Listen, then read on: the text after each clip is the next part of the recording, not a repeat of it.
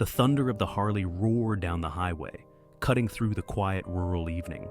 For Paul Miller, a Marine veteran trying to piece his life back together after years in combat, it was the sound of freedom.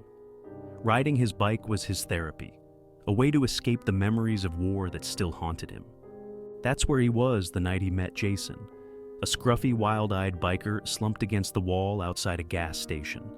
Jason's bike was out of gas, his clothes torn, and he looked more like a man running from something than a drifter passing through. "Need help?" Paul asked, his military instincts kicking in. Jason hesitated before nodding. "Yeah, ran out of gas and I don't have much cash on me." Paul saw the desperation in Jason's eyes, a kind of haunted look he recognized from his own reflection. Against his better judgment, Paul bought him gas, striking up a conversation as they worked. "I'm trying to get away from some bad stuff," Jason admitted, his voice low. "The gang I was running with, the Iron Wolves, they're into things I want no part of anymore." Paul didn't press for details. He'd seen enough in his life to understand when someone wanted to leave their past behind. "Look," Paul said, "I've got an extra room at my place. If you're serious about starting over, I can help." Jason looked at him like he'd just handed him a lifeline. At first, it seemed like Paul's decision to help Jason was the right one. Jason was eager to help around the house, fixing small things Paul had been meaning to get to for years. Paul even lined him up with a part-time job at a local garage. For the first time in a while, Paul felt like he was making a difference, not just surviving, but helping someone else get back on their feet. Jason opened up a little more over time, sharing vague details about the gang, drugs, weapons, violence. It was the kind of life Paul had always avoided.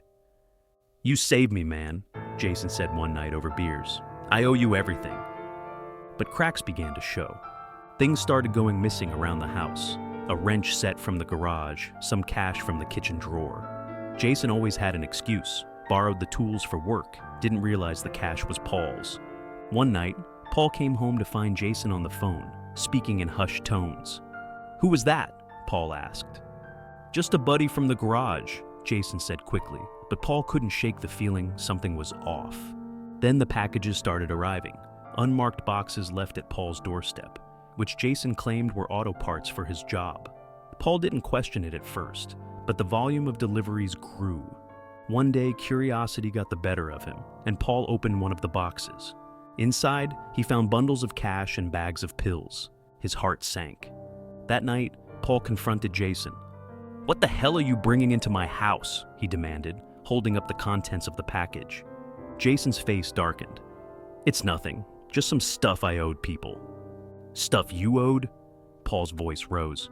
"You told me you were done with the gang." "I am," Jason shouted back. "But you don't just walk away, Paul. You wouldn't understand." Paul's mind raced. He had to call the cops, had to get this out of his house. But Jason looked desperate, pleading. "Please don't turn me in," Jason said. "I'll handle it. Just give me a little more time." Against his better judgment, Paul relented. A week later, Paul woke to the sound of pounding on his door. He stumbled out of bed to find police swarming his property, guns drawn. "Paul Miller, step outside," one of them barked. Paul was cuffed and shoved into the back of a patrol car, watching in stunned silence as officers pulled boxes of drugs and cash from his garage. "I didn't know about any of this," he insisted. But the evidence was damning. The packages, the cash, the deliveries, all of it pointed to him. Jason was gone, his room stripped bare, the ungrateful ghost of a man Paul had trusted.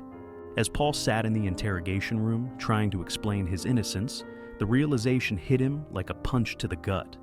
Jason had used him from the start. The sad stories, the gratitude, the promises to change. It had all been an act. The Iron Wolves had played him, and now he was the one taking the fall. Paul was sentenced to years in prison, his reputation destroyed. His neighbors whispered about the disgraced veteran who'd been running drugs out of his home, and even his few remaining friends distanced themselves.